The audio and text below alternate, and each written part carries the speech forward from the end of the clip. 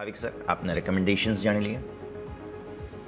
વેલ સૌથી પહેલું મારું સ્ટોક સ્પેસિફિક રેકમેન્ડેશન છે આરઆર કેબલના. આપણે જોઈ રહ્યા છીએ કે ઓગસ્ટથી નિયરલી ઓક્ટોબર 3 મહિનામાં આ સ્ટોક એકદમ નાની કોન્સોલિડેશનમાં રહ્યો. વોલ્યુમ પણ જરા પણ નહોતો અને 2 દિવસથી આપણે જોયું હતું કે વોલ્યુમ પિકઅપ થયું છે અને કોન્સોલિડેશનનો બ્રેકઆઉટ આવ્યું છે. હવે હમણાં જે 2 દિવસમાં એનું રિઝલ્ટ જરૂરથી છે, એટલે મને લાગે છે કે આ 2 દિવસ સુધીનું આપણને એક મોમેન્ટમ જરૂરથી જોવા મળી શકે છે. કારણ કે આની પહેલાં પણ આપણે મેમાં જોયું હતું કે એક મોટો વોલ્યુમ સાથે જ્યારે આમાં બ્રેકઆઉટ આવ્યું હતું ત્યારે ₹200ની રેલી જોવા મળી હતી ને હવે 3 મહિનાના એકદમ કોન્સોલિડેશન જ્યાં પાર્ટિસિપેશન જરાય નહોતું, 2 દિવસમાં એકદમ હેવી વોલ્યુમથી પ્રાઇસ એક્શન જોવા મળી છે. એટલે ડેફિનેટલી કશેક ને કશેક કોઈ પોઝિટિવ ટ્રિગર આવવાનું છે જે ઇન્વેસ્ટર્સને નોટિસ અપ કરી રહ્યા છે. એટલે મને લાગે છે કે આ 2 દિવસ માટે બાય કરી શકાય છે. આરઆર કેબલ 1480નો ટાર્ગેટથી 1400ની આસપાસ ચાલી રહ્યો છે અને 1350નો સ્ટોપ લોસ રાખવું જોઈએ.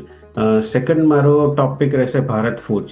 કારણ કે ભારત ફોર્જમાં પણ આપણે જોઈ રહ્યા છીએ કે આ 1300ની આસપાસ ચાલી રહ્યું છે અને આ સ્ટોકમાં હવે મોમેન્ટમ અપસાઇડ જોવા મળી રહ્યું છે. ઓવરઓલ આપણે એક 1280નું જે રેઝિસ્ટન્સ હતું એને બ્રેક કર્યું છે અને હવે નેક્સ્ટ જે સ્વિંગ સપોર્ટ કે ઉપર સ્વિંગ રેઝિસ્ટન્સ આપણે કહી શકીએ એ 1340-1350નો આવી રહ્યો છે. એટલે આમાં પણ છેલ્લા 4 દિવસથી આપણે મોમેન્ટમ અપસાઇડ જોવા મળી રહ્યો છે. 1308નો આસપાસ ચાલી રહ્યું છે. 1350ના ટાર્ગેટથી એક અઠવાડિયા માટે બાય કરી શકાય છે અને સ્ટોપ લોસ રાખી શકાય છે 1270નું. તો ભારત ફોર્જ અને આરઆર કેબલ. ઓકે, તો ભાવિક સર તરફથી 2 પસંદગી બનીને છે. એક છે ભારત ફોર્સ અને આરઆર કેબલ. બંને તમે જુઓ તો તમારા સ્ક્રીન ઉપર સ્ટોપ લોસ અને ટાર્ગેટ આપના અહીંયાથી નજર કરી શકો છો.